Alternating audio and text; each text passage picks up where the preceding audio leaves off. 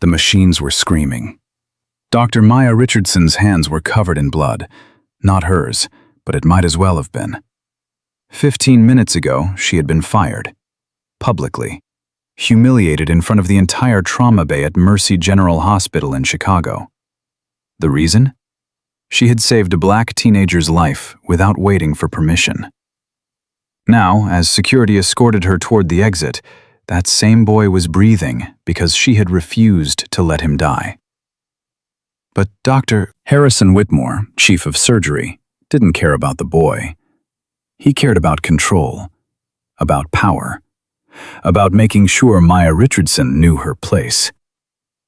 Before we begin this story of injustice, courage, and redemption, please subscribe to our channel and hit the notification bell so you never miss these powerful, true-life-inspired stories. And comment below with your city and country so we can see how far this message travels around the world. Now let's go back to where it all began. That terrible night that would change everything. Chicago, Illinois, Mercy General Hospital, October 15th, 2023, 11:47 p.m. Maya! Betty Chen's voice cut through the air like a blade. Maya didn't turn from the scrub sink. Her hands moved under the water. Wash, rinse, repeat. 18 years of muscle memory. He's here. Whitmore. And he brought the board. Maya's hands stopped. How many? 4, plus legal. Legal. Maya turned off the water. Of course. Through the observation window, 17-year-old Terrence Mitchell slept peacefully. His chest rose and fell. The monitors beeped steady. Alive. 20 minutes ago, he'd been dying. Maya, what happened in there? I saved that boy's life. I know. We all know. Betty stepped closer. But Whitmore's been waiting for this, ever since the board started talking about you for his position. The boy came in coding. Sickle cell crisis with acute chest syndrome. Oxygen sat at 62%. Where was Whitmore? Donor dinner, at the Drake Hotel. Maya's laugh was bitter. I paged him 4 times. He didn't answer. No, he didn't answer. Footsteps, multiple sets, moving fast. The door burst open. Dr. Harrison Whitmore entered first. Behind him came Patricia Westbrook, board chair. Marcus Thornton, hospital legal. 2 others. Whitmore's eyes swept the room, landed on Terrence, then on Maya. Dr. Richardson. His voice was ice. Explain why I was pulled from a crucial donor meeting to be informed that you performed an unauthorized exchange transfusion without attending supervision, without parental consent, without following protocol. The patient presented with, I didn't ask for a medical report. I asked for an explanation of your insubordination. The word hung in the air. Maya straightened. She'd faced insurgents in Kandahar. She could face this. Insubordination? Is that what we're calling emergency medicine? Patricia Westbrook stepped forward. Perhaps we should discuss this privately. No, Whitmore cut her off. We discuss it here, where the violation occurred, where the staff can see that this hospital has standards. Betty moved closer to Maya. Silent support. But Maya saw the fear in her friend's eyes. 3 kids. A mortgage. Betty couldn't afford this. Standards. Maya kept her voice level. Is that what you call leaving your phone on silent during a trauma alert? Because I paged you 4 times while a 17-year-old boy was dying. Whitmore's jaw tightened. I was securing funding. I was securing a patient's future. His name is Terrence Mitchell. He's a senior at Englewood High. He wants to study engineering. Tonight, he would have died if I'd waited for you. You don't know that. His hemoglobin was 5.2, reticulocyte count through the roof, bilateral infiltrates on chest X-ray. Without immediate exchange transfusion, he would have stroked out within minutes. Maya stepped forward. I made a medical decision based on 18 years of experience. Experience that doesn't give you authority to violate hospital protocol. Whitmore's voice rose. Around them, staff stopped moving. This was it. The confrontation everyone had been waiting for. You are not the attending. You don't have privileges for this procedure. You violated. I saved his life. You broke the rules. Bad rules. Maya's composure cracked. Rules that prioritize liability over lives. Rules that say we should let patients die rather than risk a lawsuit. That's not medicine, Dr. Whitmore. That's malpractice hiding behind bureaucracy. Silence. Absolute. Marcus Thornton cleared his throat. Dr. Richardson, did you obtain parental consent? His mother gave verbal consent. Verbal. Thornton's tone made it clear. Witnessed? Documented? I was focused on keeping her son alive. So that's a no. Maya's hands clenched. His mother was hysterical. Her son was dying. I explained the procedure, the risks. She said, "Do whatever you have to do to save my baby."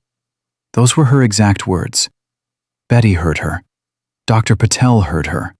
Verbal consent from a distraught parent without documentation for a high-risk procedure. Thornton typed on his tablet. Performed by a physician without explicit privileges. This is a liability nightmare. This is a living, breathing 17-year-old boy. Maya pointed at Terrence. Look at him.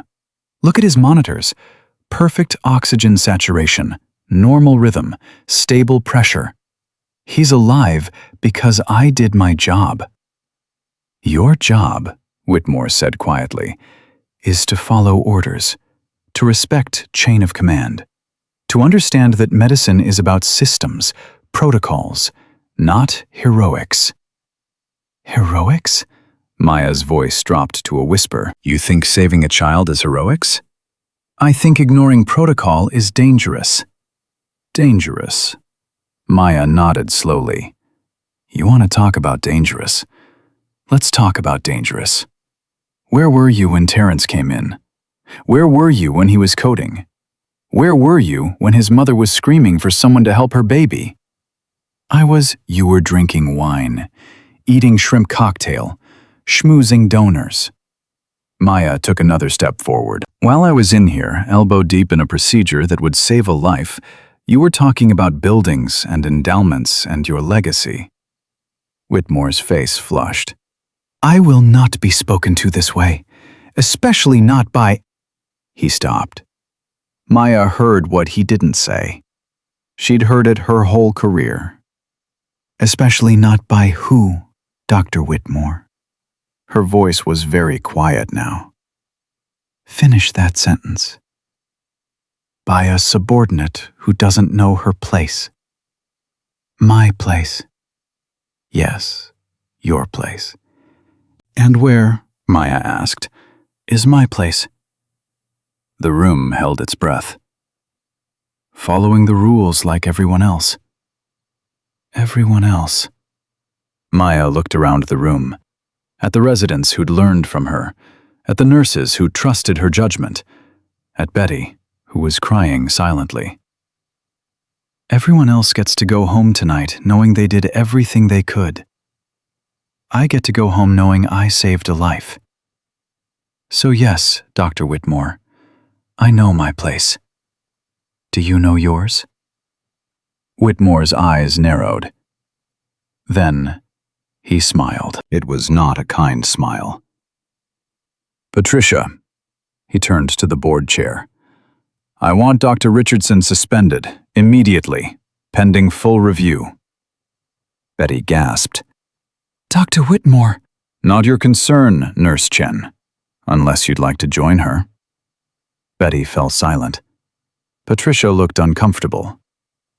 Harrison, suspension seems... She violated protocol, multiple protocols. Marcus, what's our exposure?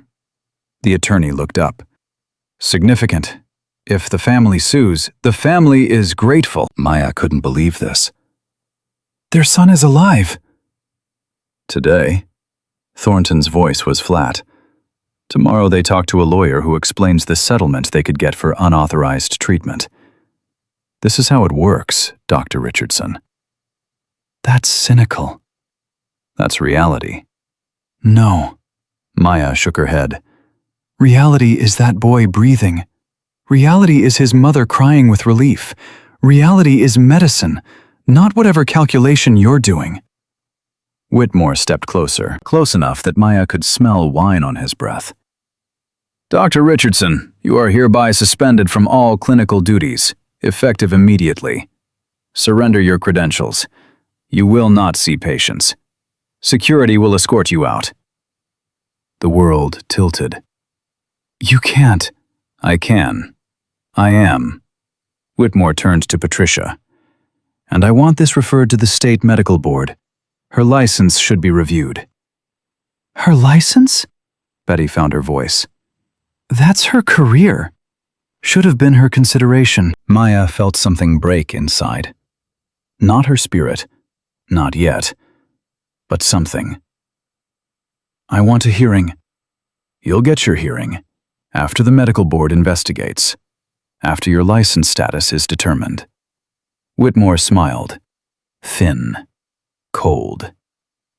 Due process, Dr. Richardson. The same process you ignored. I saved a life. You broke the rules. If those are my choices, I'll break them every time. Then you'll never practice medicine in this hospital again. Whitmore nodded behind Maya. Security, please escort Dr. Richardson from the building. 2 guards appeared. Maya recognized them both. Marcus, James. Good men. Family men. Guys. Sorry, Dr. Richardson. Marcus looked pained. Orders. I know. She did know. Everyone had something to lose. Can I get my things? Supervised. Whitmore wasn't done. 20 minutes. I want you off property in 20 minutes. Maya nodded. She wouldn't cry. Not here. Not for him. She turned to walk out. Maya? Betty's voice cracked. Maya stopped. Didn't turn. Take care of Terrence. Make sure he gets follow-up. I will. And Betty? Maya's voice was steady. Tell his mother I'm sorry. Not for saving him. For what comes next. She walked out. In the locker room, Marcus and James tried not to watch as she changed. She packed her things into a cardboard box. Photo of her daughter, Jasmine. Navy medals. David's stethoscope. A coffee mug that said, World's Okayest Doctor. The irony. Her phone buzzed. Text from her daughter. Mom, are you coming home? I can't sleep. Maya closed her eyes. Jasmine. 14 years old, smart, beautiful, asking for her mother. She typed back, Soon, baby, soon. Another buzz, different number. She didn't recognize it. Dr. Richardson, this is Amanda Mitchell, Terrence's mother. I just heard what happened. I'm so sorry. You saved my son's life and they fired you? That's not right. That's not Christian. I'm praying for you. And if you need me to testify, to tell them what happened, I will. I'll tell everyone. Maya read it twice, 3 times. Then Marcus spoke quietly. Dr. Richardson, we need to go. She stood, picked up the box, walked out of the locker room where she'd changed for 6 years. Past the break room where she'd celebrated birthdays. Past the trauma bay where she'd saved hundreds of lives. Out into the night. Her car sat in the parking lot. 12-year-old Honda, dent in the passenger door. David had put it there the week before he died. She'd never fixed it. Couldn't bear to erase that last mark of him. She got in, put the box on the passenger seat. Saturday. The phone rang, unknown number. She almost didn't answer, but old habits. Dr. Richardson? Maya, it's Robert Chen, Betty's husband. Robert, civil rights attorney. Robert, if Betty asks you to call about wrongful termination, I can't afford. She didn't. I'm calling because you need to hear this. His voice was gentle, but firm. Whitmore is already making calls. Other hospitals, medical board, colleagues. He's telling them you're reckless, a liability, insubordinate. Maya closed her eyes. Maya, I've seen this before. This isn't about medicine. It's about power. You threatened his. I saved a patient. Doesn't matter. You showed him up, made him look bad, proved you were better. Robert paused. And Maya, I hate to say this, but I'm a black woman. He's a white man with the board in his pocket. Yes. So what do I do? Fight back. With what? I'm suspended. License under review. I have a daughter and a mortgage. I can't afford. Then what will you do? Maya looked at the hospital, at the windows, at the life she'd built and lost. I don't know. She hung up, sat in silence. Her phone buzzed again. Another text. From Betty. Terrence woke up. He's asking for you. I told him you had to leave. He said to tell you thank you. He said you're his hero. Hero. Maya started the car. Drove. Not home. Not yet. She couldn't face Jasmine. Couldn't explain how doing the right thing had cost everything. She drove to the lake. Parked. Sat watching the water. Her phone rang again. She was going to ignore it, but the caller ID said, Mercy General, Operator. Hello? Dr. Richardson? A woman's voice, young, nervous. This is Sarah in the operator station. I'm not supposed to call you. I could get fired, but I thought you should know. Know what? There's been another call from Dr. Whitmore's office to University of Chicago Medical Center and Northwestern and Rush. He's calling every major hospital in the city. I know, someone told me. No, Dr. Richardson, you don't understand. Sarah's voice dropped to a whisper. I listened to the call to Northwestern. He's not just saying you're a liability. He's saying you falsified medical records, that you've had complaints before, that there's a pattern of recklessness. Maya's hands tightened on the steering wheel. That's a lie. I know. I've worked here 5 years. I've never seen a complaint about you. Never. Sarah was crying now. Dr. Richardson, he's destroying you. And I don't know why, but I think this was planned. Planned? The donor dinner tonight? It wasn't scheduled until this afternoon. Dr. Whitmore moved it, changed the time, made sure he'd be unavailable during your shift. Sarah's voice shook. Dr. Richardson, I think he wanted you to be alone when that boy came in. I think he wanted you to have to make that choice. The words hung in the air. Maya's mind raced. Whitmore had set her up, deliberately, created a situation where she'd have to choose between protocol and saving a life, knowing she'd choose the patient, knowing it would give him grounds to fire her. Sarah, are you sure? I saw the calendar changes. I saw the emails. Dr. Richardson, he's been planning this for weeks, ever since the board meeting where your name came up for chief of surgery.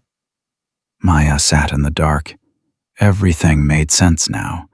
The donor dinner, the ignored pages, the immediate response with legal and the board. All of it orchestrated. Sarah, thank you for telling me. I'm sorry I can't do more. If I came forward, he'd fire me too. And I have student loans. I can't. I understand. Thank you. Maya hung up, sat in the silence. Her phone rang again. She was about to throw it out the window when she saw the name. Mom. She answered. Mama? Baby girl. Her mother's voice was warm, strong, full of the faith that had carried her through 68 years. Betty just called me, told me what happened. Mama, Hush now, let me talk. A pause. You did the right thing. I lost my job. You saved a life.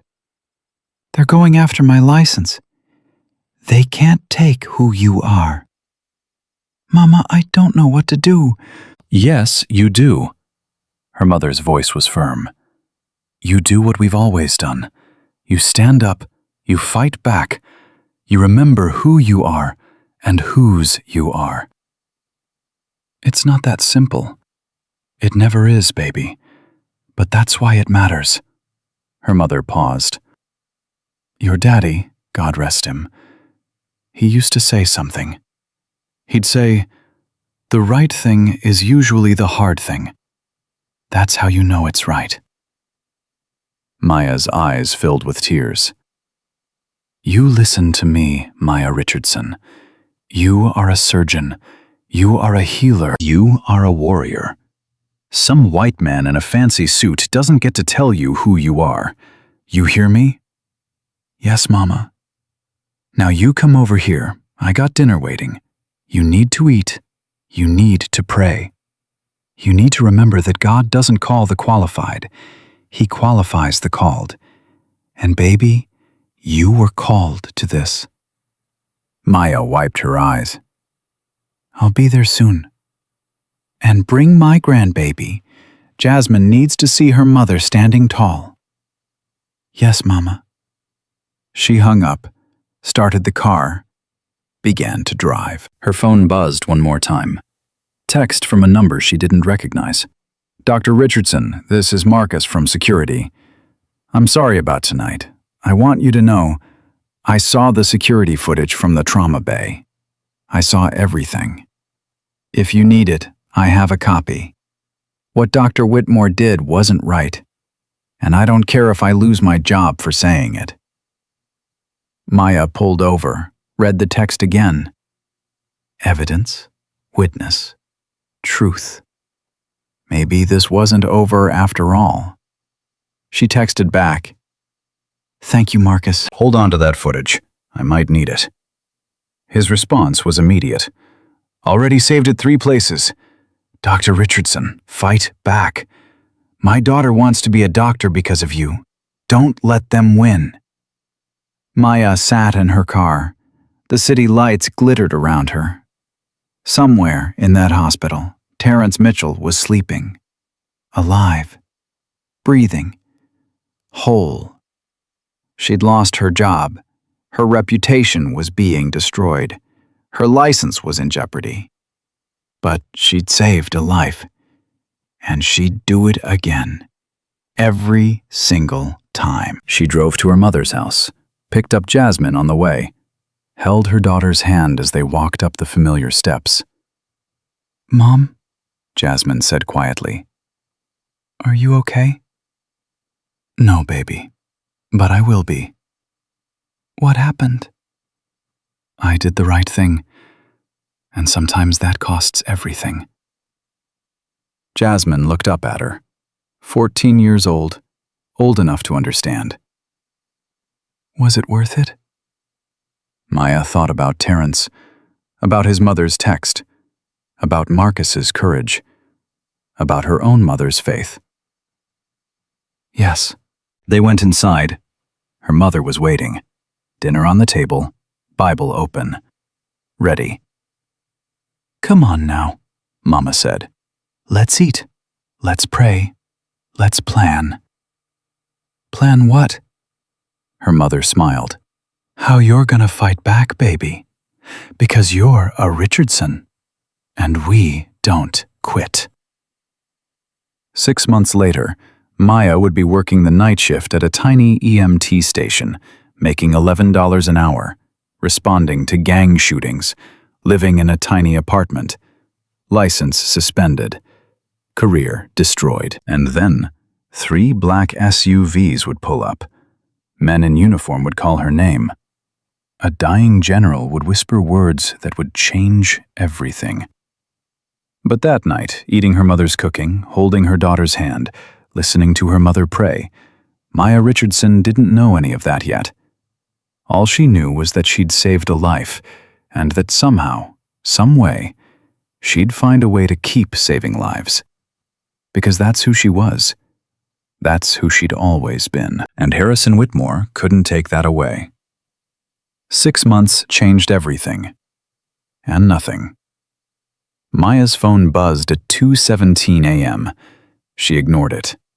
Her hands were inside a German shepherd's abdomen, trying to stop bleeding from a car accident. The dog's owner, a crying college student, watched through the observation window. "Dr. Richardson?" Kyle, the night vet tech, started. "Not a doctor anymore.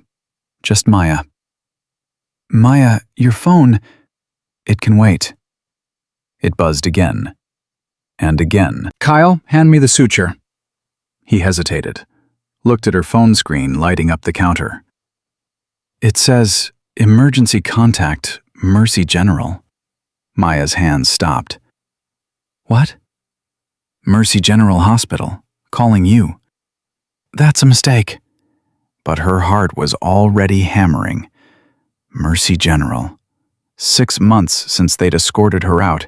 6 months since Whitmore had destroyed her career. 6 months of working for minimum wage at Paws and Claws Emergency Vet Clinic while her medical license sat suspended, under review, buried in bureaucracy and lies. "It's calling again. Let it ring." Maya focused on the dog, tied off the bleeder, checked for more damage. The student outside was praying, hands clasped, lips moving. Maya understood prayer now. She'd done a lot of it lately. Her phone rang a 4th time. "Maya, maybe you should—" "Fine." She stripped off her gloves, hashed quickly, grabbed the phone. Unknown number, but the hospital's exchange. Her stomach twisted. "Hello? Is this Dr. Maya Richardson?" A woman's voice, young, breathless. "This is Maya Richardson. I'm not a doctor anymore." "Ma'am, this is the emergency operator at Mercy General.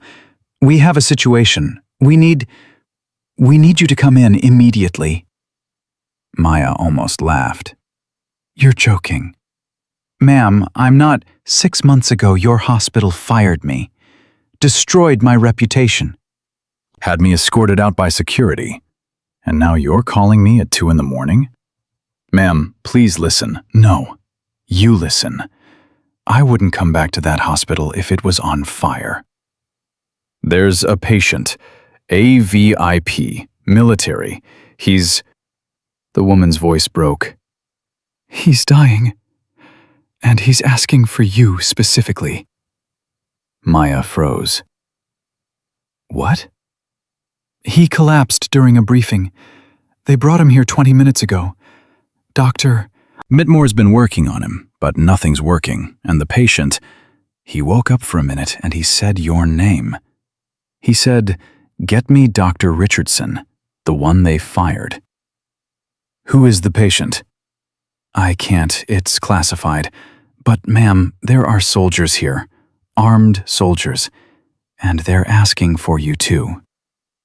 Maya's grip tightened on the phone. "This is a mistake. I can't help. I'm not licensed." "The soldiers said they don't care about your license. They said..." The woman lowered her voice. "They said if you don't come, they're going to take over the hospital. They're serious." "Put one of them on." Shuffling sounds. A deep voice came on, hard, controlled, military. "Dr. Richardson, who is this?" "Sergeant Major Vance, head of security for General Marcus de Leon." The name hit Maya like a fist. De Leon. The Reaper. She'd heard that name before. Where? "General de Leon is requesting you specifically, ma'am." "I don't know any General de Leon." "West Africa, 3 years ago. Field hospital outside Monrovia. You saved his unit when they were exposed to a biological agent." Memory slammed into her. Radio crackling, voices screaming, blood everywhere. A captain's voice in her ear. "We're dying here, Doc. All of us. Tell us what to do. She'd talked them through an emergency plasmapheresis procedure. Over the radio, in the middle of a firefight, with equipment they'd scrounged from a looted clinic. Captain DeLeon, Maya whispered. He's a general now? 4-star, and he's dying. Dr. Whitmore's treatment isn't working. The general woke up, looked around the trauma bay, and said your name. Then he coded again. I can't help. I'm not. Dr. Richardson. Vance's voice went quieter, more dangerous. The general doesn't ask for things lightly. If he says he needs you, he needs you. Now I can have a team at your location in 6 minutes, or I can have them storm that hospital and drag you out myself. Your choice. Maya looked at the dog on the table, at Kyle watching her, at the student outside still praying. I'm at Paws and Claws Vet Clinic, Southside, 5 miles from the hospital. We know where you are. Black SUV will be there in 4 minutes. Be ready. He hung up. Maya stood holding the phone. Her hands were shaking. Kyle, finish closing. The bleeder's tied. Just close and monitor. You're leaving? I have to. Maya, if this is Mercy General calling, it's not about the hospital. It's about a patient. They fired you. I know. She grabbed her jacket, dirty, covered in dog hair. She looked like hell, smelled like antiseptic and wet fur. Maya, they destroyed you. Whitmore made sure you couldn't work anywhere. Why would you help them? I'm not helping them. I'm helping him. Who? Someone I saved once before. Kyle shook his head. You're going to get hurt again. Probably. Maya pulled her hair back, tied it up. She had no makeup, no clean scrubs, nothing. But he asked for me, so I'm going. What do I tell Jasmine if you don't come back? Maya stopped at the door. Jasmine. Her daughter. Asleep at her mother's house. 14 years old. Smart. Beautiful. Angry at the world for what it had done to her mother. Tell her I'm saving a life. Tell her that's what I do. Headlights flooded the parking lot. Not one vehicle. 3.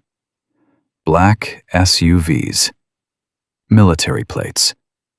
That's my ride. Maya walked out into the cold. April in Chicago. The wind cut through her jacket. The middle SUV's door opened. Sergeant Major Vance stepped out. He was a mountain. 6'4", built like concrete. His uniform was crisp despite the hour. Dr. Richardson. Just Maya.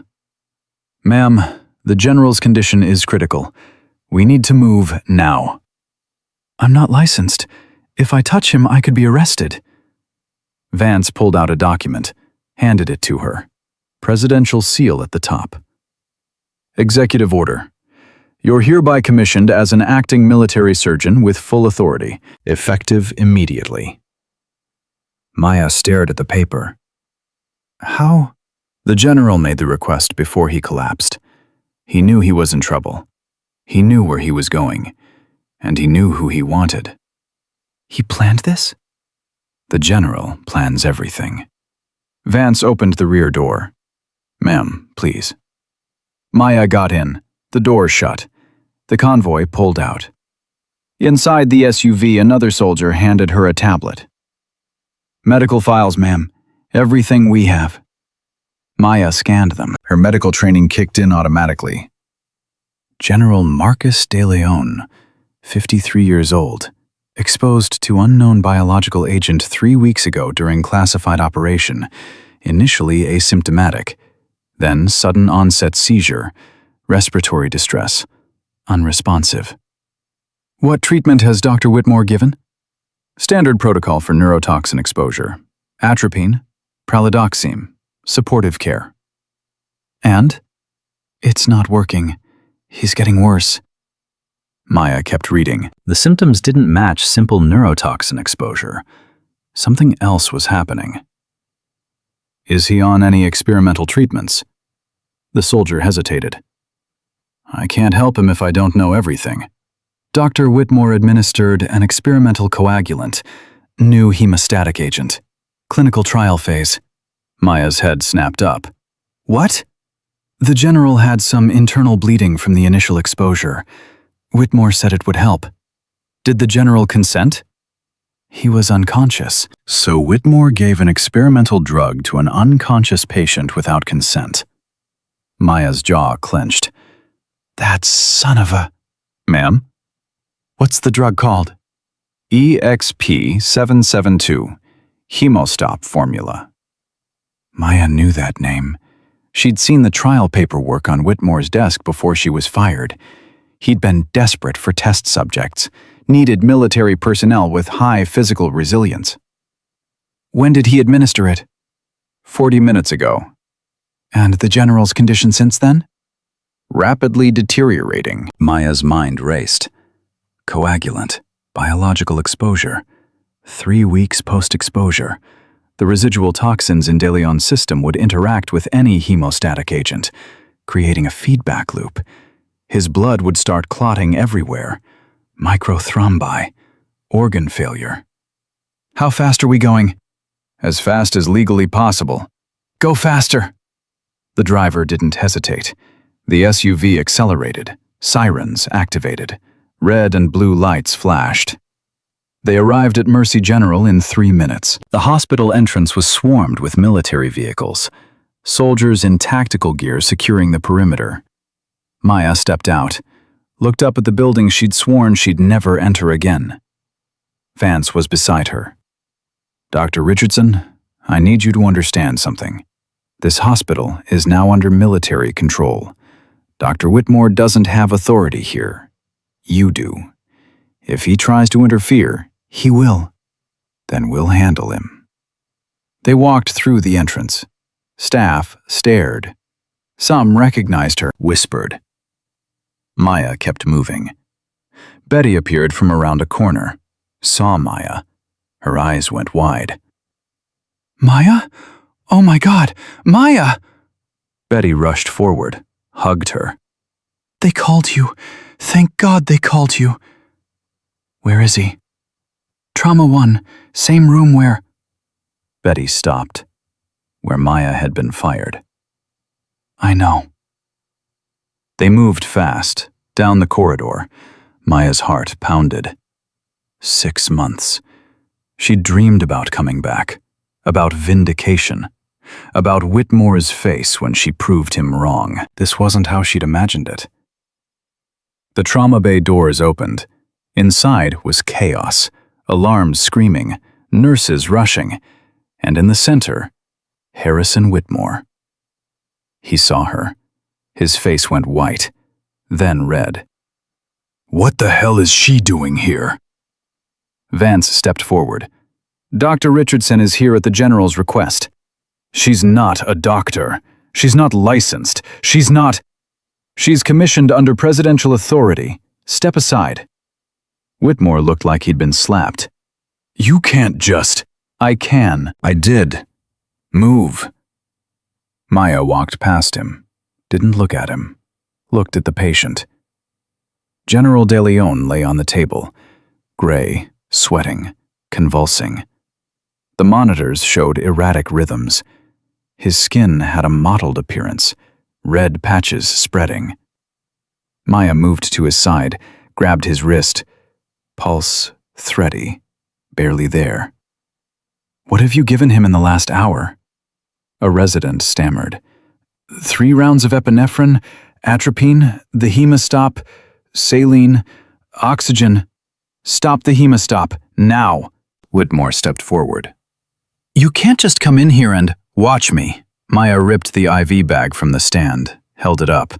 The fluid had a slight viscosity, oil-like. This is killing him.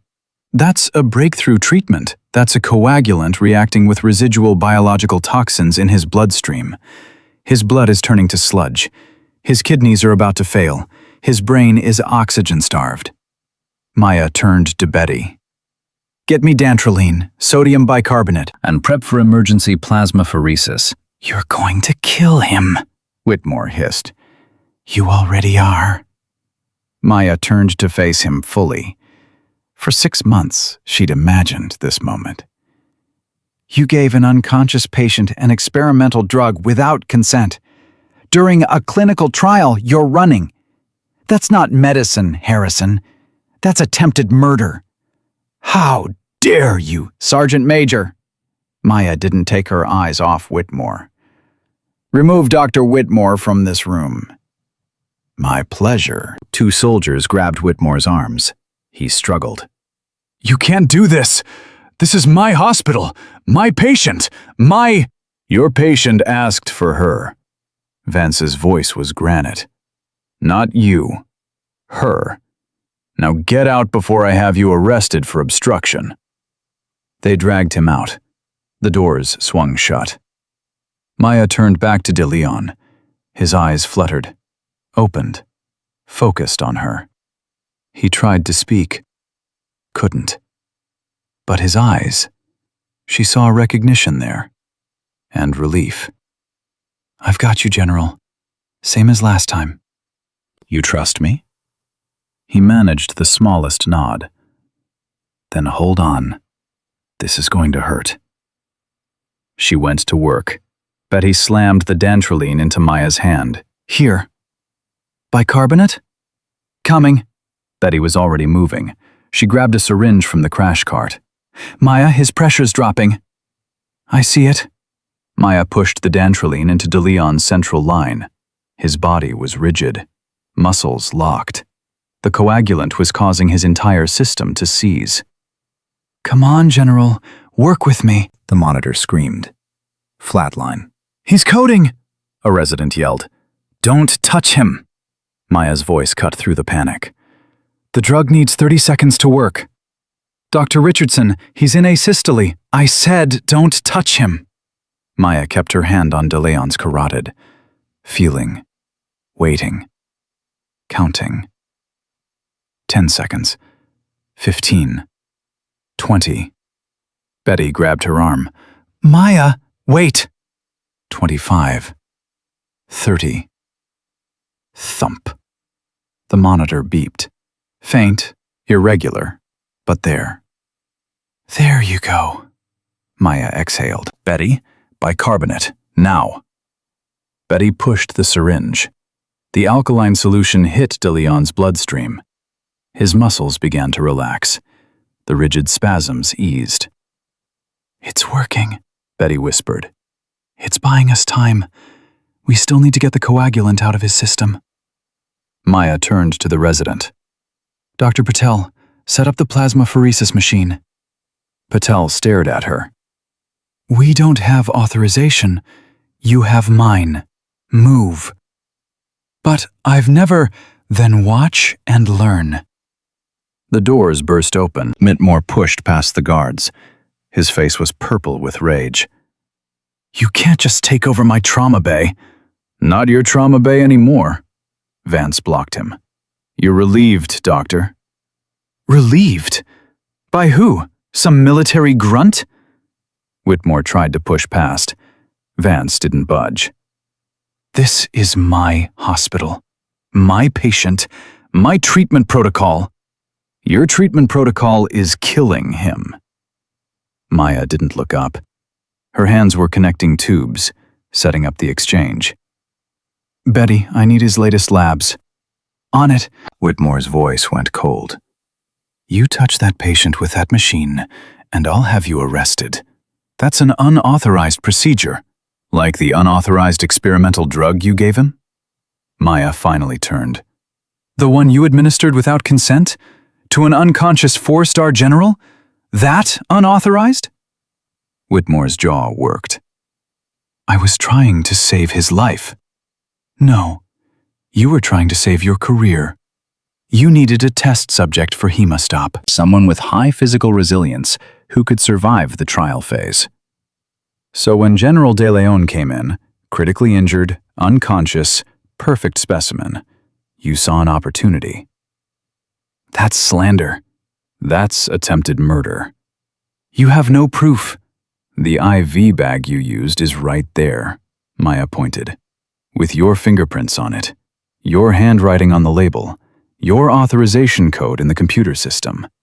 She stepped closer. And when this is over, when General De Leon survives, and he will survive, he's going to testify about what you did. Whitmore's face went white. Then he smiled, that same cold smile from 6 months ago. He won't survive, because you're not qualified to perform that procedure. I've done it 47 times. In field hospitals, with dying soldiers, where nobody checks credentials or asks questions. Whitmore's voice rose. This is a civilian hospital, with regulations, with oversight, with consequences. And you, Maya Richardson, are finished. Sergeant Major. Maya turned away from Whitmore. Get him out. If he comes back, arrest him. Gladly. They dragged Whitmore out again. His screaming echoed down the corridor. Betty moved close. Maya, he's right about one thing. If this goes wrong, they'll crucify you. If this goes wrong, De Leon dies. That's all I care about. What about Jasmine? What about Betty? Maya stopped, looked at her friend. I know the risks. I know what I'm losing. But that man in that bed asked from me. Not Whitmore. Not some fancy surgeon with the right credentials. Me. Because 3 years ago, I saved his life over a radio connection with nothing but words and willpower. And I'm not going to let him down now. Betty wiped her eyes. What do you need? Your hands. Your trust. And about 3 hours. You've got them. They worked. The plasmapheresis machine hummed to life, drawing De Leon's blood, filtering out the coagulant, returning clean blood to his system. 20 minutes in, De Leon's eyes fluttered open. He looked at Maya, tried to speak. Don't talk, General. Save your strength. He shook his head, grabbed her wrist. His grip was weak but insistent. Listen. General, not accident. His voice was a rasp. Set up. They wanted me dead. Maya leaned closer. Who? Who wanted you dead? Defense contractors. Billions in fraud. I was going to testify. He coughed. Blood flecked his lips. Whitmore paid. Make it look natural. Whitmore was paid to kill you? De Leon nodded. Not just him. Someone else. In hospital. Watching. Making sure I don't survive. Who? Don't know, but when they realize you're saving me, his eyes locked on hers, they'll come for you too. His eyes rolled back. The monitor beeped faster, erratic rhythm. General? General! Maya checked his vitals. He's crashing again. Betty! The lights went out. Every single one. The trauma bay plunged into darkness. Only the battery backup on the monitors remained, casting eerie green light. What the hell? Betty grabbed a flashlight. Backup generators should have kicked in. The Tell's voice shook. They didn't. Maya's hands never stopped working, even in the dark, even as her heart hammered. Betty, keep that light on his lines. I can't see what I'm doing. Got it. An alarm blared. Not medical. Security. Lockdown protocol. Vance's radio crackled. He pressed it to his ear. Listened. His face went hard. We have a breach. South entrance. Multiple hostiles. Armed. Maya's hands froze. Hostiles? Mercenaries, moving fast, heading this way. Vance pulled his weapon. They're here for the general. We can't move him. He's mid-procedure. Disconnecting him now will kill him. Then we hold them here. Vance moved to the door, spoke into his radio. All units converge on Trauma 1. We have a critical asset. Lethal force authorized. Betty grabbed Maya's arm. Maya, we need to get out of here. I'm not leaving him. They have guns. And he has me. Maya's voice was steel. Keep that light steady. Gunfire erupted, distant, but getting closer. Shouting, screaming, the sounds of combat echoing through the hospital corridors. Patel dove under a table. We're going to die. Oh God, we're going to die. Shut up and help me. Maya grabbed his collar, pulled him up. Hold this bag. Keep it elevated. You drop it. He bleeds out. I can't. You can. You will. Now hold it. Patel's hands shook, but he held the bag. The gunfire got louder. Closer. Vance positioned himself at the door. 2 other soldiers joined him. They flipped a gurney on its side, created a barricade. How long? Vance called. 2 hours minimum. We don't have 2 hours. Then make time. An explosion rocked the building. The monitors flickered. DeLeon's body jerked. Maya! Betty screamed. I've got him. I've got him. Maya's hands moved faster, checking connections, adjusting flow rates. The plasmapheresis had to continue. Had to. Stopping now meant everything they'd done was worthless. The door at the far end of the corridor blew inward, metal shrieking, smoke pouring through. Contact! Vance opened fire. The noise was deafening. Muzzle flashes lit the hallway like lightning. Betty ducked. Patel whimpered. Maya kept working. A figure appeared in the doorway. Black tactical gear, rifle raised. He saw them. Started to aim. Vance put 3 rounds in his chest. The man dropped. More coming, a soldier yelled. Another explosion. Closer. The windows shattered. Glass rained down. Betty threw her body over De Leon, protected him from the shards. Maya felt something wet on her face. Touched it. Blood. A piece of glass had cut her cheek. She ignored it, kept working. Maya, we have to go. Betty was crying now. No. Please. Betty, listen to me. Maya grabbed her friend's face, looked into her eyes. If we stop now, he dies. You're insane, she whispered. Probably. Maya pushed the medication, checked the monitors. De Leon's rhythm was stabilizing. Slowly. So slowly. But it was working. The firefight intensified. Vance and his men were holding the line. Barely. Bodies piled in the corridor, some in black tactical gear, some in military uniform. We need backup, Vance shouted into his radio. 3 minutes out! The response crackled. We don't have 3 minutes! A grenade bounced into the room. Vance dove on it, threw it back through the door. It detonated. The concussion wave hit Maya. Her ears rang. Couldn't hear, couldn't think, but her hands kept moving. Muscle memory. Training. 18 years of saving lives. Betty was screaming something. Maya couldn't hear. Read her lips. He's waking up! De Leon's eyes opened, focused. He saw the chaos, the firefight, the blood. His hand shot out, grabbed Maya's wrist. Go, he rasped. No. That's an order. I don't take orders from dying men. Maya smiled. And you're not dying today, General. Maya, shut up and let me work. A mercenary made it past Vance, charged into the room, rifle up. He aimed at Maya.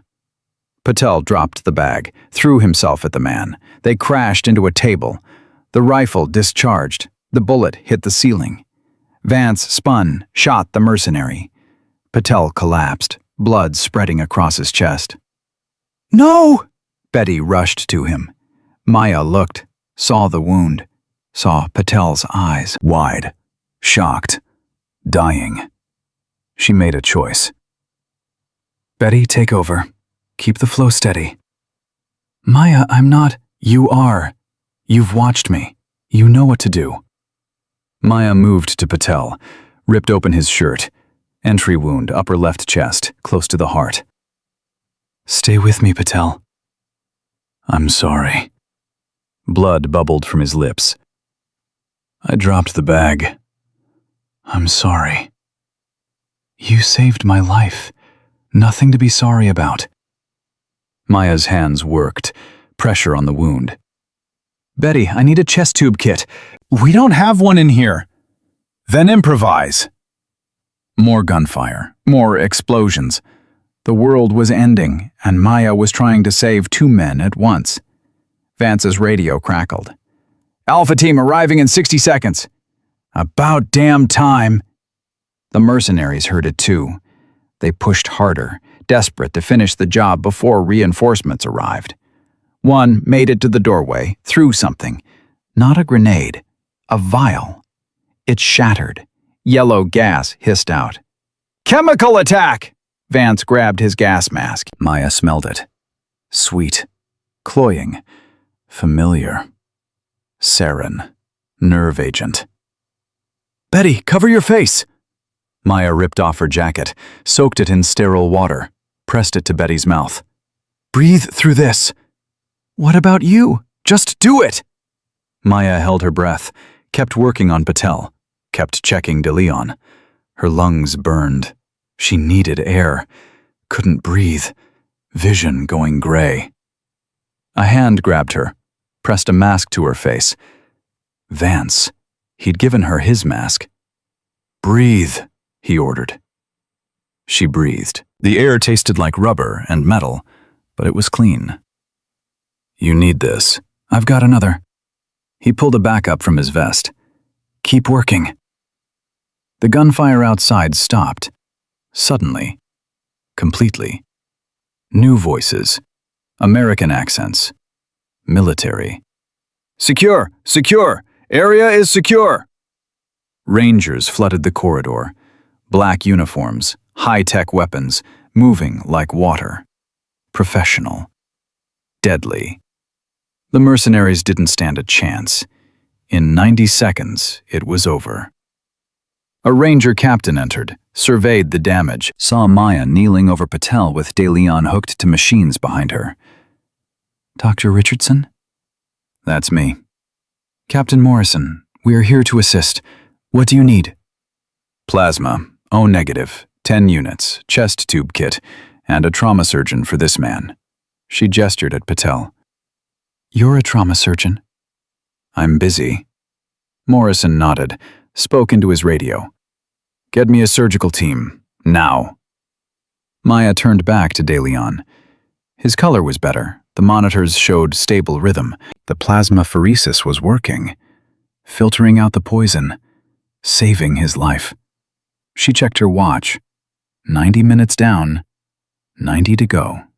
Betty appeared at her side, mask on, eyes red from crying.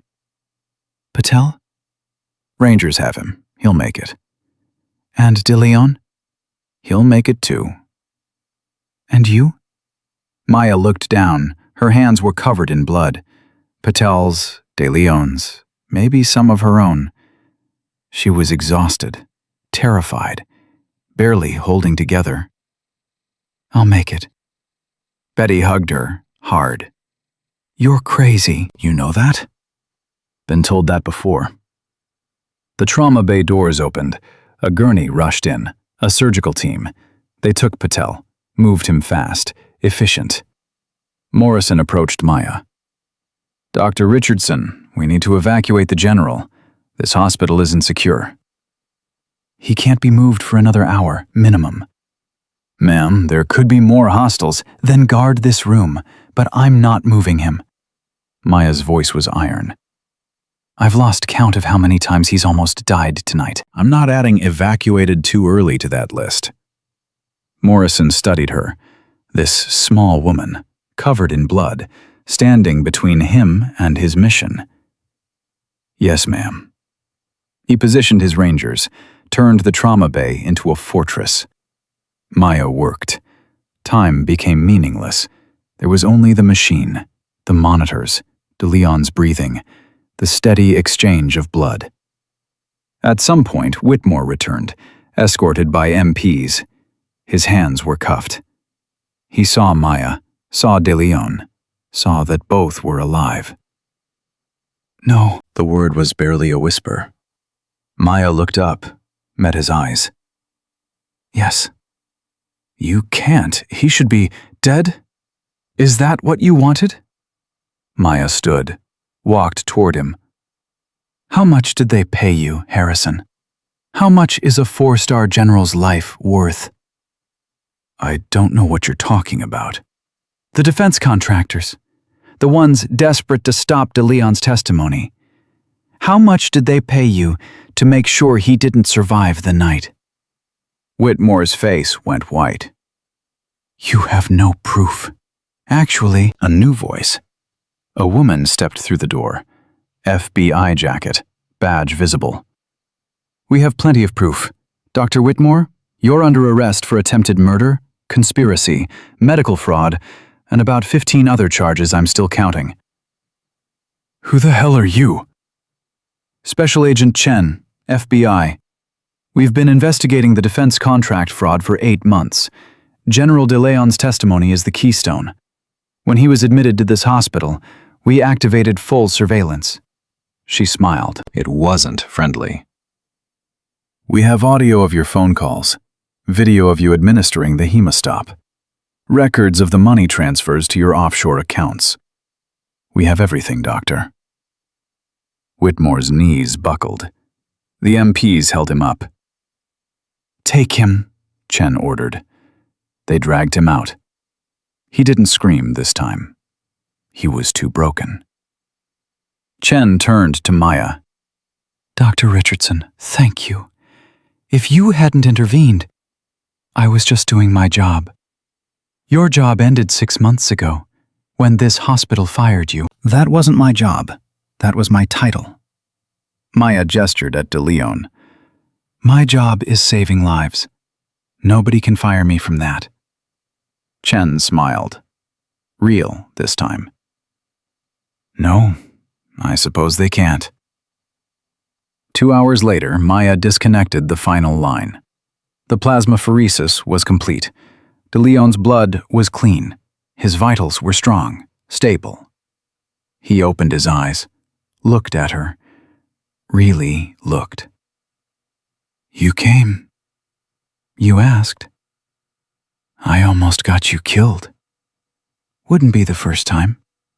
DeLeon managed a weak laugh, winced. West Africa. The radio. I never properly thanked you. You're alive. That's thanks enough. No, it's not. He reached for her hand, squeezed it. What they did to you, Whitmore, this hospital, I'm going to fix it. General, you just survived an assassination attempt. Focus on recovering. I am focused. His grip tightened. You saved my life. Twice. I don't forget debts like that. Maya smiled, exhausted, bone-deep tired. Then we're even. You called me when I needed purpose. When I'd forgotten why I became a doctor. So thank you. Even? DeLeon shook his head. Not even close. But we'll get there. They moved him to a secure room. Military hospital would take over from here. Rangers standing guard, FBI agents monitoring. Maya walked out of the trauma bay at 6:47 a.m. The sun was rising, painting the sky pink and gold. Betty found her in the hallway. You did it. We did it. No, you. This was all you. Betty handed her a phone. Your daughter called. 17 times. She's worried sick. Maya took the phone. Dialed. Jasmine answered on the first ring. Mom? Mom, are you okay? Grandma said you went to the hospital and there was shooting and… I'm fine, baby, I'm fine. They said on the news that terrorists attacked Mercy General, that people died. Some people did. But the patient I was treating survived. He's going to be okay. Were you scared? Maya thought about that. The gunfire. The explosions. The moment she thought she'd die. Terrified. But you stayed. I stayed. Because that's what you do. That's what I do. Jasmine was quiet for a moment. I'm proud of you, Mom. Maya's eyes filled with tears. I love you, baby. Love you too. Come home. Soon, I promise. She hung up. Betty was watching. You okay? Maya nodded. Better than okay. They walked toward the exit, passing nurses, doctors, staff. Some stared, some nodded, some looked away. Maya didn't care. She'd saved a life. Done the impossible. Survived. At the entrance, Agent Chen stopped her. Dr. Richardson, one more thing. Yes? The medical board. Your license review. General de Leon's already making calls. So is the Pentagon. So am I. Chen smiled. I suspect you'll have good news very soon. Maya felt something break open in her chest. Hope. Actual hope. Thank you. Thank yourself. You earned it. Maya walked out into the morning. The wind was cold. She was exhausted, covered in blood and glass and the residue of a night that should have killed her. But she was alive. De Leon was alive. And for the first time in 6 months, Maya Richardson believed that maybe, just maybe, justice was possible after all. Maya's phone rang before she reached her car. Unknown number. She almost ignored it, then answered. Dr. Richardson? Yes? This is Patricia Westbrook, chair of the Mercy General Hospital Board. Maya stopped walking. Patricia, the woman who'd stood silently while Whitmore destroyed her career. What do you want? I wanted to… Patricia's voice cracked. I wanted to apologize for what happened 6 months ago, for not stopping Harrison, for not standing up for you when I should have. You're 6 months too late. I know. But I'm calling now because the board met in emergency session an hour ago. We've terminated Dr. Whitmore's contract.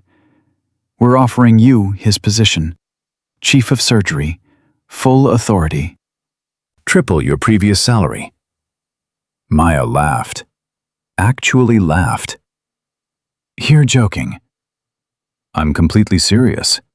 The board wants to make this right. Make it right?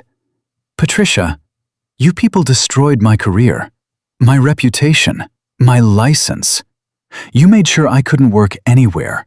And now, because it's convenient, because Whitmore's in handcuffs and the FBI is crawling through your hospital, you want to make it right with a job offer? Dr. Richardson, please. No.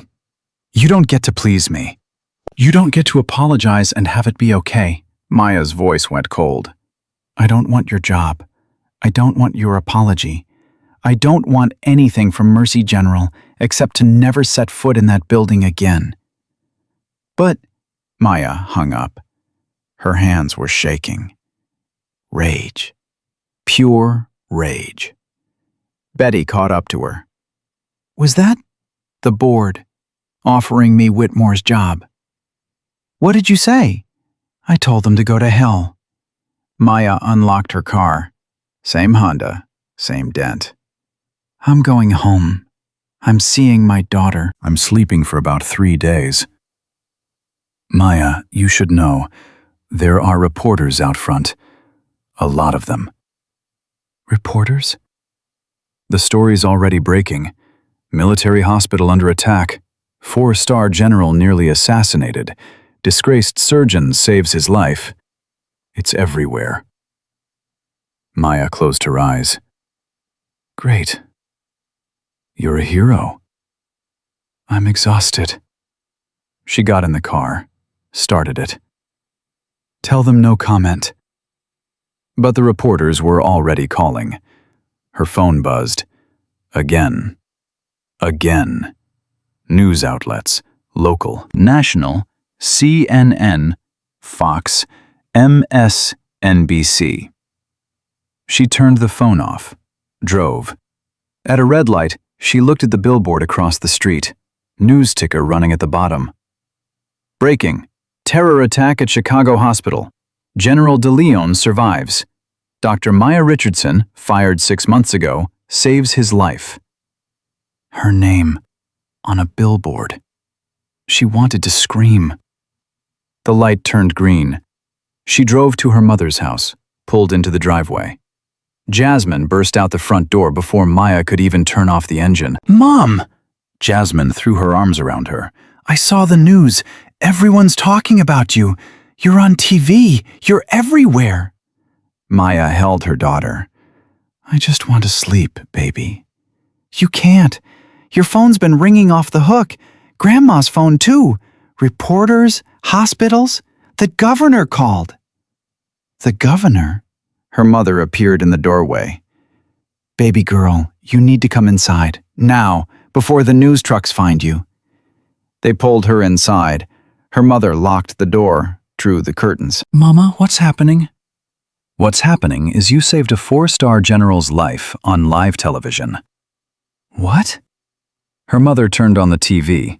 CNN. Video footage of Mercy General. FBI agents. Body bags. Rangers in tactical gear. And there, in the corner of the frame, visible through the trauma bay window, Maya. Working. Hands moving. Saving DeLeon while bullets flew. Someone recorded it on their phone, her mother said, from across the street. It's been viewed 40 million times. Maya sat down hard. 40 million. And counting. The TV showed a press conference. FBI, military, hospital administration. Agent Chen at the microphone. Dr. Maya Richardson's actions tonight saved General DeLeon's life and exposed a conspiracy that reaches into the highest levels of defense contracting. Without her courage, her expertise, and her refusal to back down, the general would be dead and the truth would be buried. The reporters erupted, questions shouting over each other. Is it true she was fired 6 months ago? For what? Why would the hospital fire someone who... Chen held up a hand. Dr. Richardson was terminated by Dr. Harrison Whitmore in what we now believe was part of a larger pattern of harassment and retaliation. The details of that termination are under investigation. What I can tell you is that Dr. Whitmore is in federal custody facing multiple felony charges. And Dr. Richardson is a hero. Maya's mother turned off the TV. You need to call the medical board. Why? Because they've been trying to reach you all morning. Maya turned her phone back on. 83 missed calls. 70 from news outlets. 6 from hospitals offering jobs. 3 from lawyers wanting to sue Mercy General on her behalf. And 4 from Dr. Leonard Stanton, chairman of the Illinois State Medical Board. He left voicemails, Jasmine said. She'd already checked. He sounds nervous. Maya played the first message. Stanton's voice was tight. Careful. Dr. Richardson, this is Leonard Stanton. We need to speak urgently about your license status. Please call me back immediately. The second message was more direct. Dr. Richardson, the board is convening an emergency hearing regarding your case. Your presence is requested but not required. However, I strongly suggest... The third message was almost pleading. Dr. Richardson, please call me back. The media is crucifying us. We need to resolve this quickly and… Maya deleted it, called him back. He answered on the first ring. Dr. Richardson, thank God. Dr. Stanton, we need to talk. The board wants to reinstate your license immediately. Immediately? Yes. Full reinstatement, no restrictions, clean record. Clean record? Maya laughed, bitter. 6 months ago, you suspended my license based on Harrison Whitmore's lies. You flagged me as a safety risk. You made sure I couldn't practice anywhere. And now, because I'm on TV, you want to give me a clean record?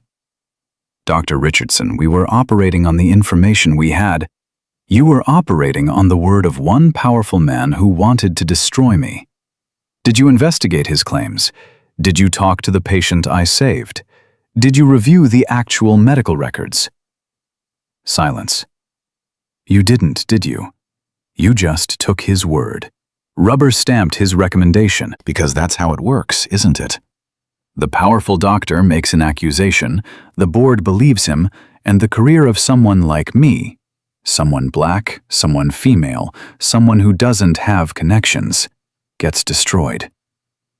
That's exactly what it is. Maya's voice was steel.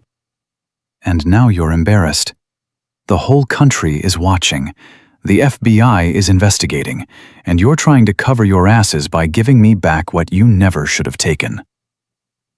Dr. Richardson, what do you want? I want a formal hearing, public, on the record.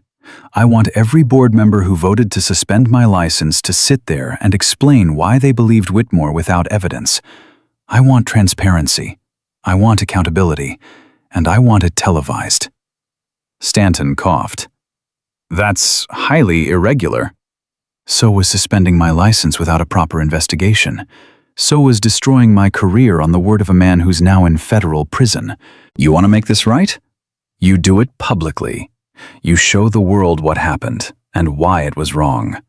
The board won't agree to, then I'll hold a press conference. I'll tell the 40 million people who watched me save General DeLeon exactly how the medical board protects corrupt doctors and destroys good ones. I'll name names. I'll show emails.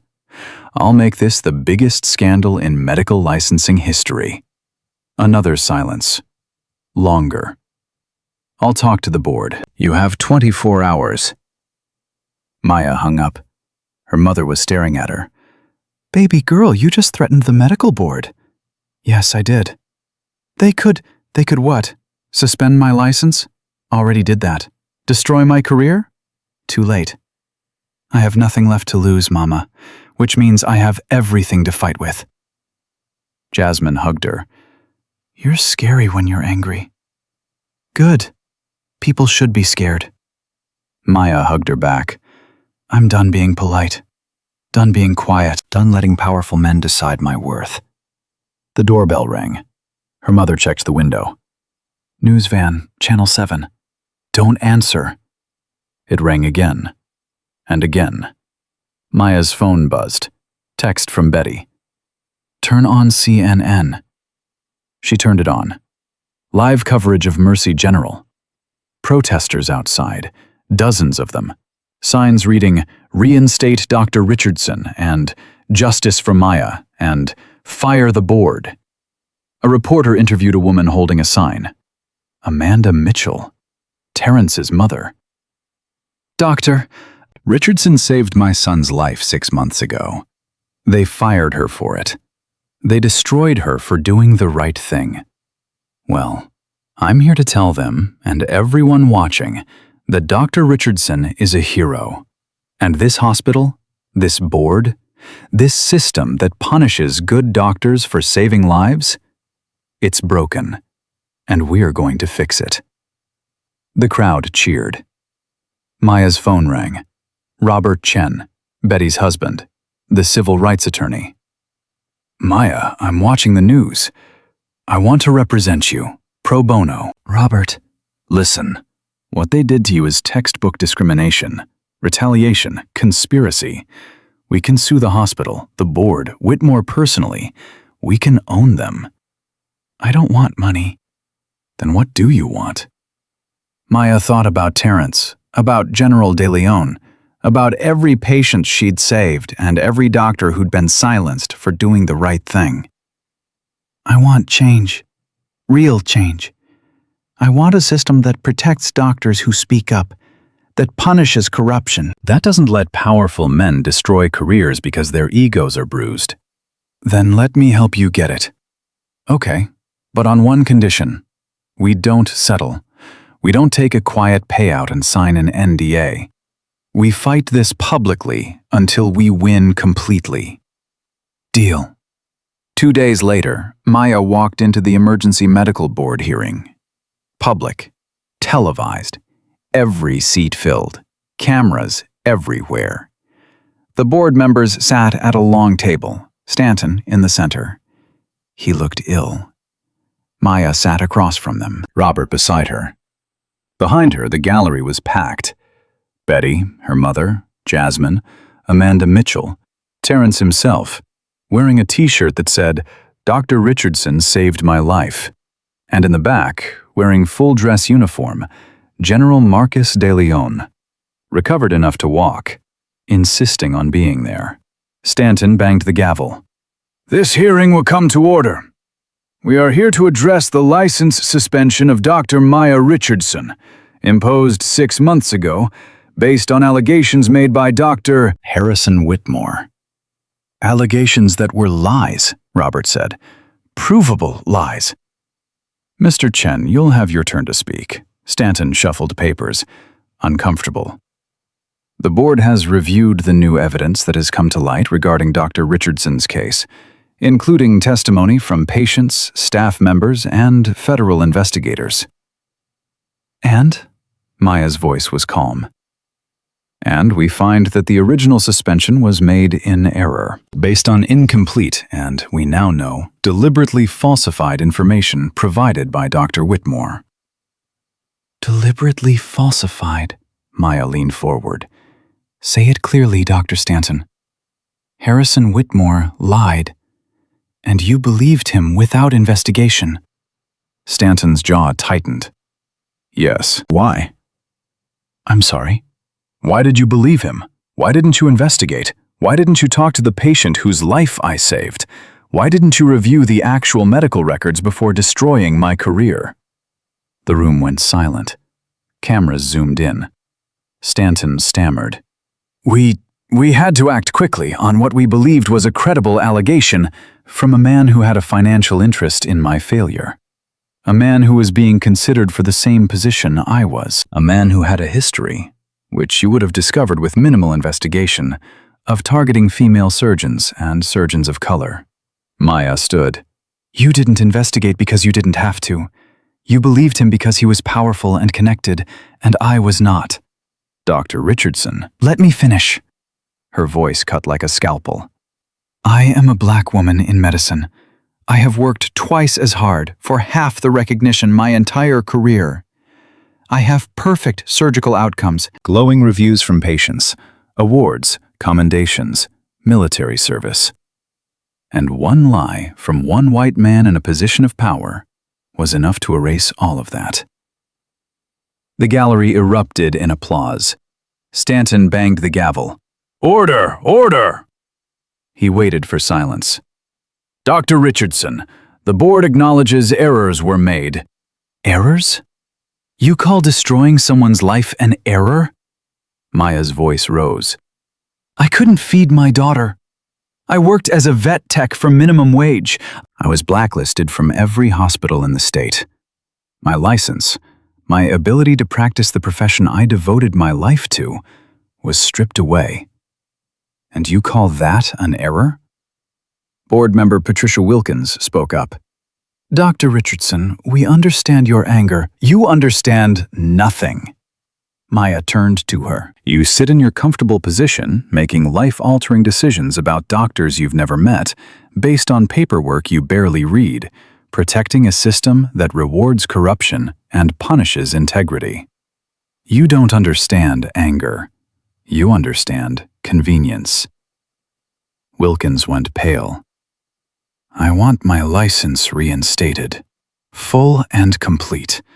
I want a formal public apology from this board.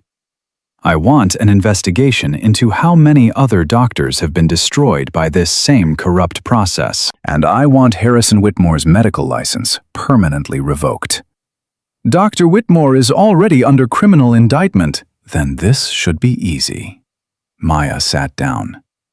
Do the right thing for once. Stanton looked at the other board members. Whispered conversations. Finally, he spoke. The board votes to immediately reinstate Dr. Maya Richardson's medical license with full privileges. The suspension is removed from her record completely. A formal apology will be issued, and we will launch an internal investigation into our review processes. Not good enough, Robert stood. We want an independent investigation, third party, full transparency.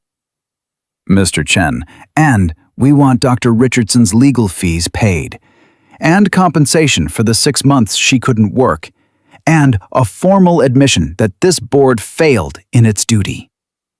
The board members looked at each other. Trapped. Cameras rolling. Public watching. Agreed, Stanton said quietly. Maya felt something release in her chest. Victory. Actual victory. The hearing ended. Outside, reporters swarmed. Dr. Richardson, how do you feel? What's next for you? Will you return to Mercy General? Maya stopped at the microphone. Cameras flashed. I feel vindicated. But this isn't just about me. This is about every doctor who's been silenced for speaking up. Every medical professional who's been punished for doing the right thing. Every person who's been destroyed by a system that protects power instead of patience. She paused. I won't be returning to Mercy General, but I will be returning to medicine, and I will spend the rest of my career fighting to make sure what happened to me never happens to anyone else. The reporters erupted with questions. Maya walked away. Jasmine grabbed her hand. Mom, you're famous. I'm exhausted. Can we go home now? Yes, baby, we can go home. But there was one more call. That night, Maya's phone rang. Washington, D.C. area code. Dr. Richardson? Yes? This is Congressman James Mitchell calling from the House Committee on Health Care and Veterans Affairs. Maya sat up. Congressman? We're holding hearings on medical corruption and systemic discrimination in healthcare. Your case has come to our attention. We'd like you to testify. Testify before Congress? Yes, ma'am, if you're willing. We believe your testimony could help shape legislation to protect medical professionals and patients from the kind of abuse you experienced. Maya thought about Terrence, about De Leon, about every doctor who'd been too scared to fight back. When? 2 weeks. Can you make it? I'll be there. She hung up. Her mother was watching. What was that? Congress wants me to testify. About Whitmore? About everything. Maya smiled. Looks like this fight's not over yet. Her mother hugged her. Good. Give them hell, baby girl. 2 weeks later, Maya sat in front of the House Committee. Cameras everywhere. Congressmen and women watching. The room packed with spectators. Congressman Mitchell, no relation to Terrence but equally committed to justice, spoke first. Dr. Richardson, thank you for being here. Can you tell us, in your own words, what happened to you at Mercy General Hospital? Maya looked at the microphone, at the cameras, at the faces watching. This was it. The moment to tell the truth. All of it. I saved a patient's life, and they destroyed my career for it. She told them everything. Terrence, the firing, the blacklist, the medical board, Whitmore's corruption, De Leon's assassination attempt. The truth. When she finished, the room was silent. Then Congressman Mitchell spoke. Dr. Richardson, what changes would you recommend to prevent this from happening again? Maya looked directly at the camera, at the millions watching. Make it impossible for one person's vendetta to destroy a career. Require independent investigation before license suspension. Protect whistleblowers. Prosecute corruption aggressively. And most importantly, believe the people doing the work, not just the people with the titles. The hearing lasted 4 hours. Maya's testimony went viral. 10 million views in the first day, 20 million by the end of the week. Job offers flooded in. Johns Hopkins, Mayo Clinic, Cleveland Clinic, MGH, every major hospital in America wanted her. But General de Leon had a different offer. He called her personally. Dr. Richardson, I'm recommending you for Surgeon General of the United States. Maya almost dropped the phone. What? You heard me. The position's opening up. The president wants someone who understands both military and civilian medicine. Someone with integrity. Someone who's proven they can't be bought or intimidated. He paused.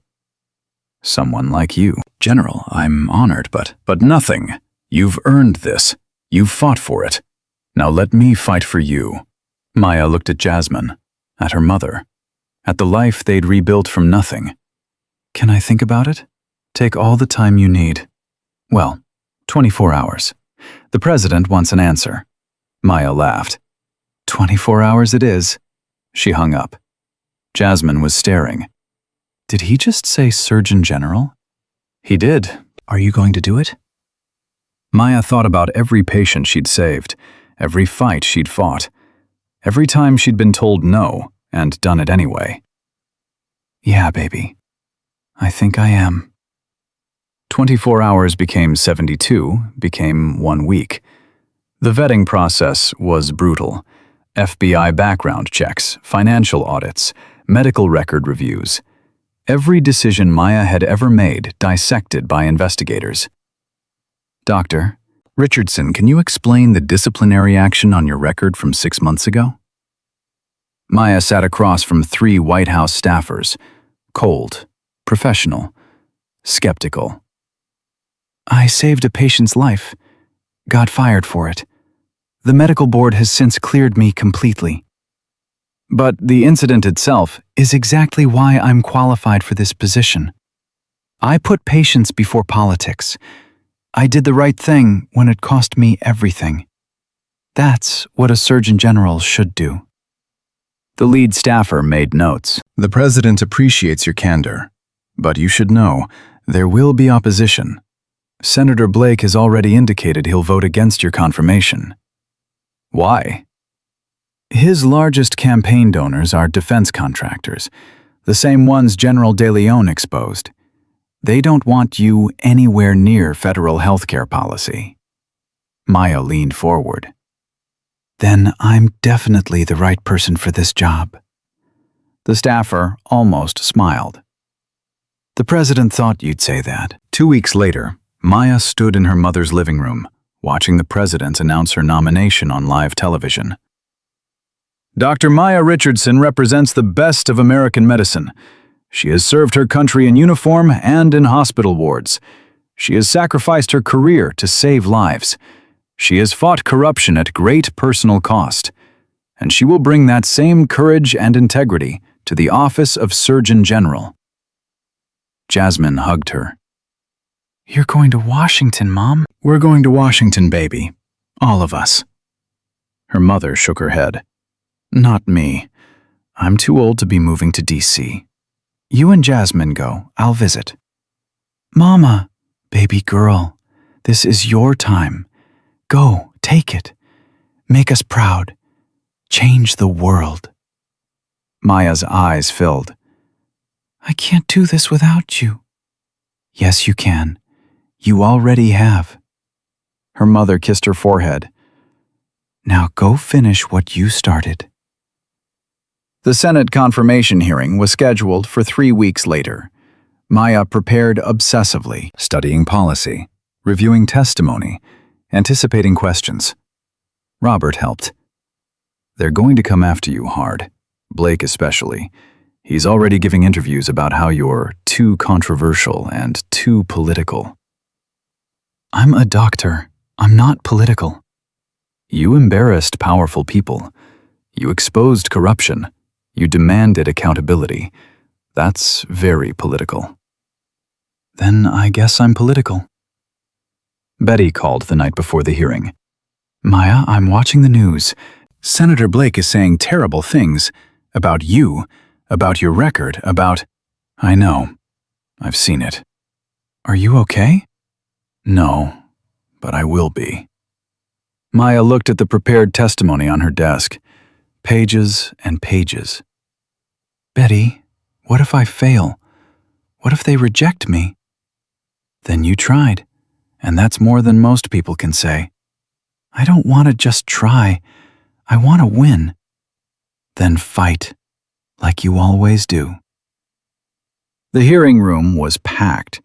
Senators arrayed on elevated benches, cameras everywhere. Maya sat at a small table facing them, alone. Senator Olivia Grant, committee chair, spoke first. Dr. Richardson, thank you for being here. We'll begin with opening statements. Maya adjusted the microphone, looked at the cameras, at the senators, at the gallery behind her where Jasmine sat with her mother and Betty and Terrence Mitchell.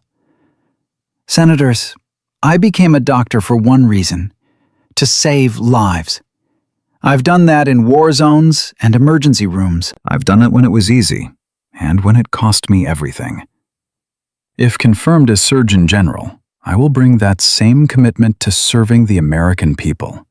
No politics, no compromises. Just medicine. Just truth. Just care. Short, direct, honest. Senator Blake leaned into his microphone. Dr. Richardson, you have a history of insubordination, of ignoring protocol, of putting your judgment above established authority. Why should we trust you with a position that requires working within government systems? Because sometimes the systems are wrong, Senator. Sometimes protocols protect power instead of patience. Sometimes authority needs to be questioned. That sounds like a recipe for chaos. That sounds like integrity. Maya met his eyes. Senator, I read about your campaign contributions, about the defense contractors who fund your re-election, the same contractors who paid Harrison Whitmore to kill General DeLeon. Do they want me blocked because I'm chaotic? Or because I'm a threat to their corruption? The room erupted. Blake's face went purple. How dare you? I dare because it's true. Maya's voice stayed calm. You're not concerned about my qualifications. You're concerned about what I might expose. This is outrageous. Senator Grant banged the gavel. Order. Senator Blake, you'll have your time. Dr. Richardson, please refrain from accusations. They're not accusations. They're facts. Publicly available campaign finance records. Blake stood. Madam Chair, I move to end this hearing immediately. This nominee is clearly... Sit down, Senator. Grant's voice was steel. We will proceed with the full hearing. Dr. Richardson has a right to defend herself. Blake sat, fuming. The questions continued, hours of them. Policy, medical ethics, budget management, international health crises. Maya answered every one, clear, concise, unshakable. Then Senator Blake's turn came again. Dr. Richardson, let's talk about the incident that led to your firing. You claim you saved a patient, but you also violated hospital policy, performed an unauthorized procedure, and caused significant legal liability. How is that heroic? The patient's name is Terrence Mitchell. He's 17 years old. He's sitting right behind me. Maya gestured. Why don't you ask him if I'm a hero? Blake's jaw tightened. I'm asking you. I know what I did. I chose a life over a policy. If that's heroism, fine. If that's insubordination, I'll wear that too. But Terrence Mitchell is alive. That's all that matters. Can I say something? A voice from the gallery. Everyone turned. Terrence stood. Security moved toward him, but Senator Grant held up a hand. Young man, this is highly irregular. Please, ma'am, please let me speak. About Dr. Richardson. Grant looked at Maya. Maya nodded. You have 2 minutes. Terrence walked to the microphone set up for public comment. His mother walked with him. He was shaking. My name is Terrence Mitchell. 6 months ago, I was dying. Sickle cell crisis. I couldn't breathe. The doctor who was supposed to save me was at a dinner party. Dr. Richardson was there. She could have waited for permission, could have followed the rules, could have protected her career. His voice broke, but she didn't. She saved me, and they fired her for it. They destroyed her career. They tried to destroy her life. And now some of you want to block her nomination because she saved my life? He looked directly at Senator Blake. Senator, your daughter has sickle cell disease too. I looked it up. You've talked about it in speeches. You know what it's like. You know the fear. Terrence's eyes filled with tears. If your daughter was dying, and Dr. Richardson was there, would you want her to follow the rules? Or would you want her to save your child? Blake's face crumpled. The room was silent. Dr. Richardson saved my life. She lost everything to do it. And if that's not the kind of person who should be Surgeon General, then I don't know what is. Terrence sat down. His mother hugged him. The gallery applauded. Senator Grant didn't stop them. Blake stood abruptly, left the hearing room. Didn't come back. The hearing continued 2 more hours. Then, Senator Grant called for a vote. All in favor of confirming Dr. Maya Richardson as Surgeon General? Hands raised. Maya counted. 8, 9, 10. Opposed? 3 hands. Blake's empty chair made 4. The motion carries. Dr. Richardson is confirmed. Grant smiled. Genuinely smiled. Congratulations, Dr. Richardson. Or should I say, Surgeon General Richardson. Maya couldn't breathe, couldn't speak, just nodded. Jasmine rushed to her, hugged her. You did it, Mom. You did it. We did it, baby. The swearing-in ceremony was small, family only. General De Leon insisted on being there. Stood in full uniform beside the vice president who administered the oath. Maya raised her right hand. Jasmine held the Bible. I, Maya Richardson, do solemnly swear that I will support and defend the Constitution of the United States against all enemies, foreign and domestic, that I will bear true faith and allegiance to the same, and that I will well and faithfully discharge the duties of the office on which I am about to enter. So help me God. So help me God, Maya repeated. The vice president shook her hand. Welcome aboard, Surgeon General. De Leon saluted her. She saluted back. General, you don't have to. Yes, I do. He lowered his hand. You saved my life twice, Dr. Richardson. This is the least I can do. Her first day in office, Maya called her senior staff together. I have 3 priorities. First, we're launching an investigation into medical licensing boards nationwide. How many doctors have been destroyed by corrupt processes like the one that targeted me? Second, we're creating protections for healthcare whistleblowers, real protections with teeth. Third, we're establishing minimum standards for hospital accountability when disciplinary actions are taken. Her deputy, a career bureaucrat named Gerald, cleared his throat. Madam Surgeon General, these initiatives will face significant opposition. Good. That means we're doing something right. But the AMA, the hospital associations, the insurance companies, don't care about patients. They care about liability and profit. We care about patients. So we do it anyway. Gerald looked uncomfortable. With respect, that's not how government works. Then we change how government works. Maya looked around the table. Anyone who's not on board with that can resign now, no hard feelings. But I didn't fight my way here to maintain the status quo. No one resigned, but several looked like they wanted to. 6 weeks into the job, Maya got a call from the U.S. Attorney's Office.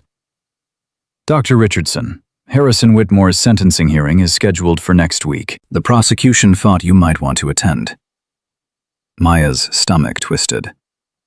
Why would I want to see him? He's requested to speak to you before sentencing. Says he has something to say.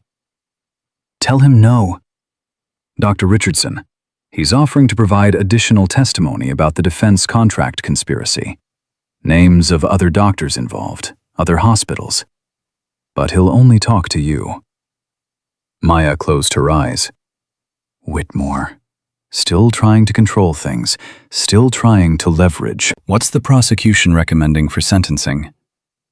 20 years, federal prison. And if I talk to him? Might go to 15 with cooperation. Let him rot.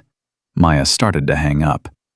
Dr. Richardson, the information he has could save other doctors, could expose more corruption. Maya stopped. Thought about every doctor who'd been targeted, every career destroyed, every patient put at risk. Fine. I'll meet with him. Once. 5 minutes. They brought Whitmore to a private meeting room in the federal courthouse. He wore an orange jumpsuit, hands cuffed, hair gray and thinning. He looked old. Broken. Maya sat across from him. A U.S. Marshal stood nearby. Harrison.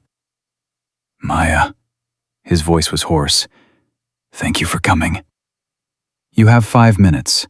Talk. I'm sorry. That's not testimony. That's meaningless. I destroyed you because I was afraid of you. You were better than me. Smarter, more skilled, more dedicated. The board saw it. The staff saw it. Even I saw it. He looked at his cuffed hands. I couldn't compete. So I eliminated you. By lying, by using the system, by destroying my career and my reputation. Yes. And now you want what? Forgiveness? Redemption? No. I want you to know I was wrong. And I want to give you the names of 12 other doctors who've done the same thing, who've targeted colleagues, who've accepted money from pharmaceutical companies and contractors to manipulate trials and silence whistleblowers. He leaned forward. I'll testify. Give depositions, whatever it takes. Not for a reduced sentence. For the truth. Maya studied him, looking for the lie, the angle, the manipulation. She didn't find it. Just a broken man trying to do one right thing before he went to prison. Give the names to the prosecutor. Testify. Make it count. Will you... He stopped. Will you ever forgive me? Maya stood. That's not my job. My job is to make sure what you did to me never happens to anyone else. Your forgiveness is between you and God. She walked out. Didn't look back. Whitmore got 15 years, testified against 17 other medical professionals involved in corruption schemes. His testimony led to systemic reforms in 3 states. Maya didn't attend the sentencing. She had work to do. 1 year into her tenure as Surgeon General, Maya stood at a podium in Englewood, Chicago's South Side, the community where Terrence Mitchell grew up, where Maya had started teaching first aid classes during her suspension. Behind her stood a building, newly renovated, bright, clean. A sign above the door, the Richardson Community Health Center. Terrence was there, now 18, about to start college, pre-med. Betty was there with her family, her mother, Jasmine, General De Leon, Senator Grant, even Patricia Westbrook from Mercy General's board, who'd resigned in disgrace but worked tirelessly since then on hospital reform. Maya spoke into the microphone. "A year ago, I was working as a vet tech. Fired, blacklisted, told I'd never practice medicine again. Today, I'm Surgeon General of the United States. And today, we're opening a free clinic that will serve thousands of people who've been failed by the system that failed me." The crowd applauded. This clinic will be staffed by doctors who face discrimination, who've been targeted for speaking up, who've been punished for putting patients first. We will never turn anyone away. We will never choose profit over care. And we will prove that medicine can be both excellent and accessible. More applause, louder. But this is bigger than one clinic. In the past year, we've launched investigations into 43 medical licensing boards. We've established new whistleblower protections for healthcare workers. We've prosecuted 17 cases of medical corruption. And we've changed the conversation about what accountability looks like in medicine. She paused, looked at the faces watching. People who looked like her, who'd struggled like her, who'd been told they didn't matter. They told me I didn't belong. They told me I wasn't qualified. They told me to know my place. Maya's voice rose. "Well, I know my place. It's here. Fighting for you. Fighting for patients. Fighting for a system that actually works." The applause was thunderous. After the ribbon cutting, Terrence found her. "Dr. Richardson, I got accepted to Northwestern. Full scholarship. I'm going to be a doctor." Maya hugged him. "I'm so proud of you. Because of you. You showed me what real courage looks like." "No, you showed me. When you testified at my confirmation hearing, when you stood up to a United States senator, that was courage." "I learned from the best," he smiled. "I'm going to specialize in hematology, help kids like me with sickle cell." "The world needs more doctors like you, Terrence." "The world needs more doctors like you."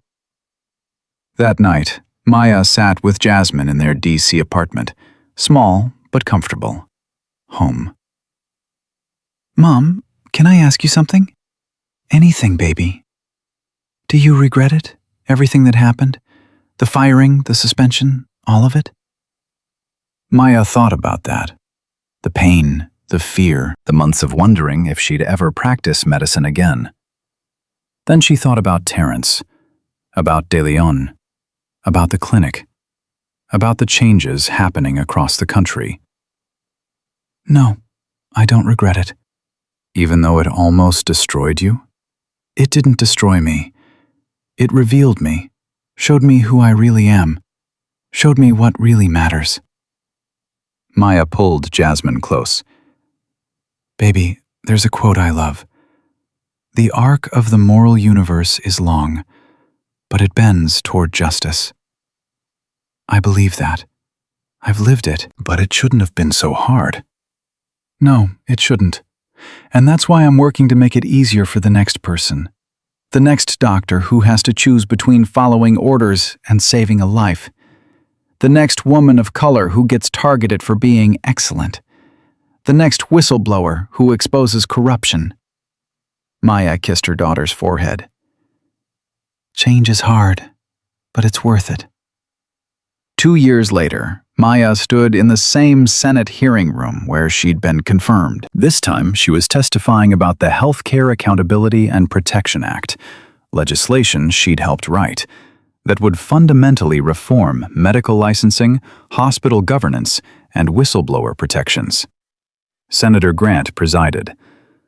"Surgeon General Richardson, can you summarize the impact of this legislation?" "Senator, this bill will ensure that no doctor can be silenced for speaking truth, that no patient will suffer because a healthcare professional was too afraid to act, that no hospital board can destroy careers to protect corruption. It creates independent review processes, mandatory transparency, and real consequences for retaliation." "And you believe this is necessary?" "I know it's necessary, because I lived what happens without it." Maya looked at the cameras, at the millions watching. We've documented over 400 cases in the past 2 years of doctors being targeted for doing the right thing. 400 careers damaged or destroyed. And those are just the ones we know about. How many patients died because good doctors were silenced? How many medical advances were suppressed? How much corruption went unexposed? We'll never know, but we can stop it from happening again. The bill passed, 68 to 32. Bipartisan. Historic. President signed it into law 3 weeks later. Maya stood beside her. The pen used to sign was given to Maya as a gift. That night, her mother called. Baby girl, your daddy would be so proud. I wish he could see this, Mama. He sees it, and he's smiling. Her mother's voice thickened. You did it. You changed the world. We changed it. All of us. Every person who fought, who testified, who refused to stay silent. But you led the charge. You took the hits. You stood when everyone else wanted to run. Her mother paused. You remember what your daddy used to say? The right thing is usually the hard thing. That's right. And you did the hard thing. Every single time. Her mother was crying now. Happy tears. I love you, baby girl. I love you too, Mama. 5 years after being fired, Maya stood at a podium in Washington receiving the Presidential Medal of Freedom, the highest civilian honor. The president spoke.